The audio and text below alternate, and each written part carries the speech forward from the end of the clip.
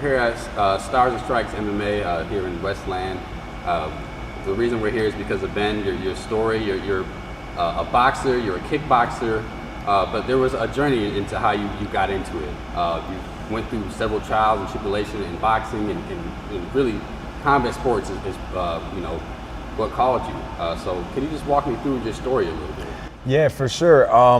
I was explaining this to someone after I won my fight this past Sunday at Motor City Casino. Basically, in my younger years, I was addicted to heroin from being put on painkillers after some surgeries. I went on in and out of jails, institutions for about 10 years, and was really struggling to get off the drugs and make a life for myself. Prior to that, I was a martial artist since 13 years old, competed in Taekwondo, was a state champion, national champion, and trained a little bit of kickboxing and jiu-jitsu. I came to this gym and I met James about 6 years ago. At that point, I had 2 years clean off all mind and mood altering substances. I told him, I wanted to be a fighter, have some real sanctioned fights, and he's been in my corner for the last 12 fights we've had. And you just, like you said, as you mentioned, you just had a fight at the Motor City Casino. James, how do you see that fight going? I think he's 2-0 when it comes to boxing. Yeah, he's 2-0 now. I went like we expected. Ben has trained extremely hard to get ready for that fight, and then we had an opponent switch just a few days out. And when that opponent switched, we didn't know if he was going to be southpaw or orthodox, left or right-handed. That's a factor. I'm sure most people know that. So we game planned for both sides as quickly as we could, just for the short period of time we had to get ready for that. But Ben stayed in shape from his last fight to this fight, and we've just been in a steady, constant fight camp between class training, personal sessions, sparring sessions. He just basically stayed in camp the past 6 months plus. And that's why we knew we were ready. I did expect, him to have maybe a little more adversity in there, but I'm happy that he got it over in the first round.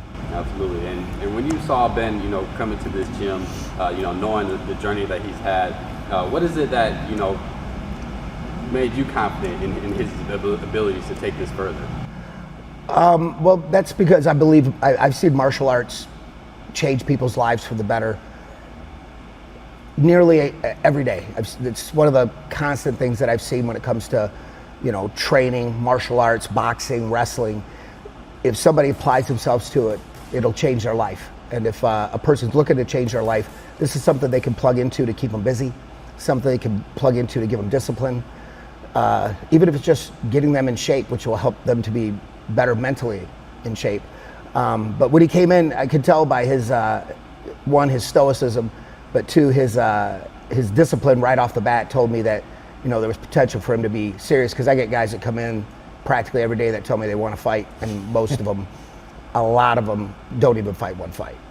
Most of them can't survive the training. So. Yep. Absolutely. And Ben, you're on this boxing journey now, but every fighter I feel like has a reason why, as to why they really fight. Mm-hmm. What is it that kind of kept you going through this? Man, I think I've loved martial arts since I was a young man. I started training early on in life, and I think of it as like the most pure form of competition that exists today, because you're a man trying to overcome another human in front of a crowd. Maybe it's televised, it's a lot of pressure, the lights are on you. It's very difficult, right? And I think that in doing difficult things, it forges better men. It makes you more honest, it makes you more capable, more disciplined, and I've been on this mission of recovery the last 8 years, and this is one of the biggest things. Being a member at Stars and Strikes, being a pro fighter, that's helped me in my journey. Absolutely, and I believe I saw a little bit on looking at your Instagram that your faith is also another reason why. Yes, sir. That you are kind of going through this journey. Can you just talk a little bit about that? Yeah, man, this is kind of a recent thing for me. I grew up in a Catholic family, and I really didn't like the type of people I was meeting in the church. I met a lot of them as hypocrites, I thought. They weren't really personifying the teaching.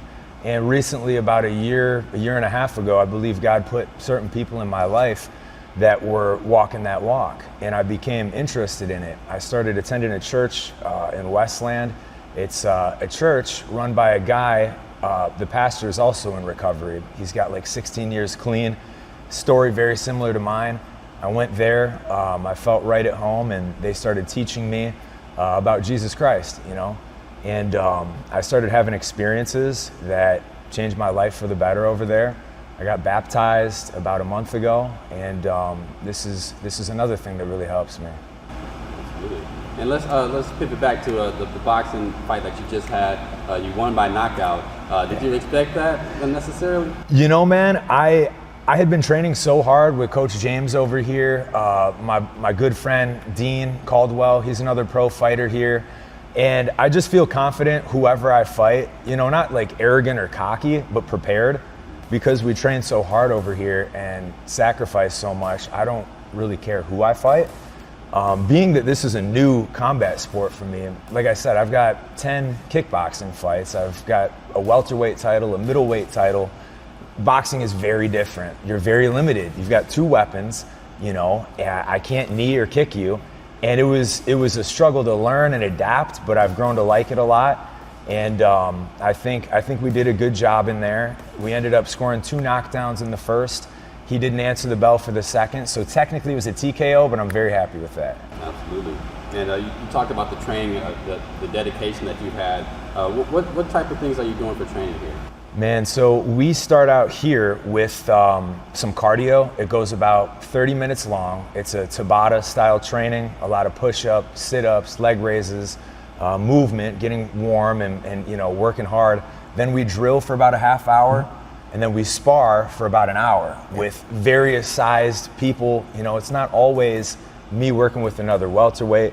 I might be working with a guy much heavier or maybe shorter. So you get used to all body types that you might find in the cage of the ring. I'm here pretty much every day for that training. And then I do some strength training as well through Detroit Muscle Gym in Plymouth. And between that place and this place, it's how I win fights. And James, his training here, you know, is through your gym. Yes. How did you kind of get into, you know, training, boxing, and you know, really making these fighters? You say you have all types of fighters, MMA fighters, boxers. Yes. How did you know, make that into reality?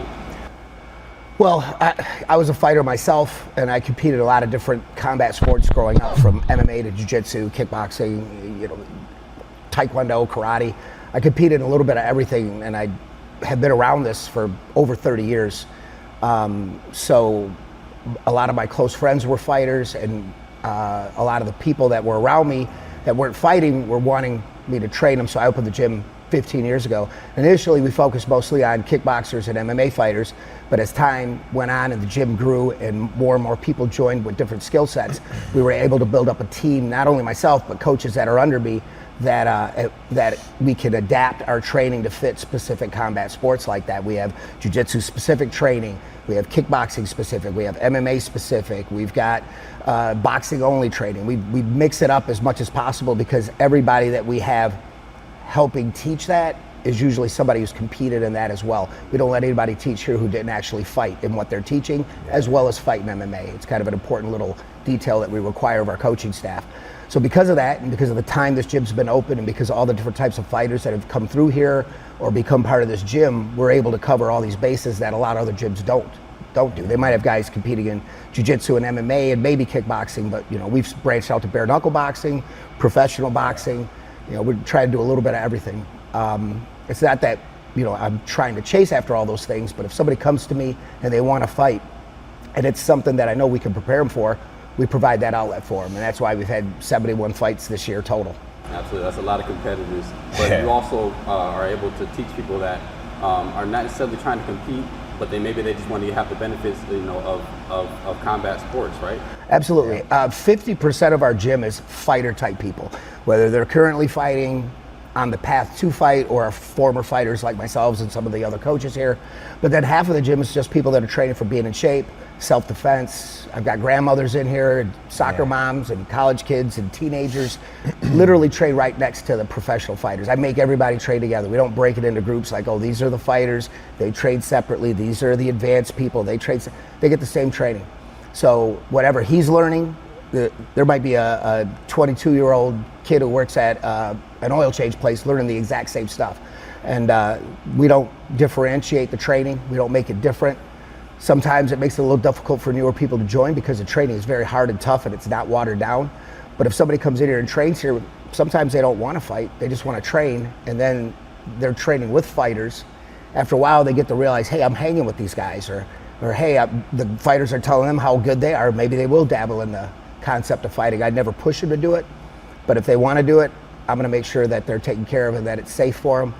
And a lot of our fighters started like that. They didn't come in here trying to fight. They just wanted to train. And next thing you know, they're like, hey, I want to take a fight. Next thing you know, they got 12 fights. Yeah. You know? Right. And do you see those benefits in those people that are training? Maybe not, trying to compete, but like Ben said, it's changed his life. Are you seeing, that type of change in people as well?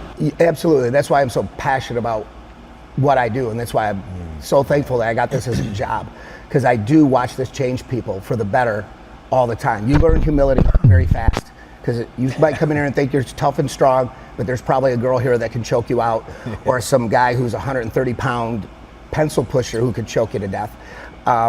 You learn how to be humble really fast. If you think you're the toughest guy in the room, you're definitely not. You get humbled a lot, but you're also around all these people, all this diversity here, every race, religion, color, age, male, female. It's a melting pot for sure, and we're all one tribe when we're in here, and most of us are all really close friends in and outside of this place. We're a tribe for sure, but I do watch it change people to be more humble, be more respectful, get control of their emotions, learn how to respect any and every person that exists. You can't lose by coming to train, because even if at the end of the day you do this for a year or two and you quit, and maybe you got in real good shape and you learned some fighting skills, maybe one day you got to protect your family. It's gonna be the best money you ever spent, and maybe you'll make some friends that you never thought you could make, and you'll have some experiences that make everything else pale in comparison. You're continuing this boxing career. Like you said, you also had kickboxing background. So what's coming next? Is it boxing? Is it kickboxing? So do you want to talk about this or wait for it? Oh, you're talking about maybe taking an MMA fight? Yeah, I might be doing a pro MMA fight. He might do professional MMA after this, which is definitely the primary sport that we compete in here at this gym. So getting him prepared for that, it's gonna be easy in a sense. Nothing's easy, but it's our main thing is MMA. But it looks like we have a pro MMA fight on the scene. Our goal with him is to hopefully be able to say he's a professional boxer, professional kickboxer, and a professional MMA fighter before he rides off into the sunset and retires. Absolutely. Yes, sir. And you have the stand-up game with boxing and kickboxing. Are you going to try to work more on your ground game for this MMA fight? Oh yeah, I'll be spending a lot of time on the ground. I have trained jiu-jitsu here on and off for a while. I'm not belted. I've never tested for a belt, but I do enjoy it. I really love striking. It's my main love. But I'm excited, man. I like being a student again and being humble and learning, and that's what's cool about this place. I don't know everything. I know a decent amount about striking, but like Coach James said, there's some skinny dude here who can choke me out because he's a black belt in jiu-jitsu, you know? That's the reality of it. Absolutely. And you're always looking to challenge yourself. Yes, sir.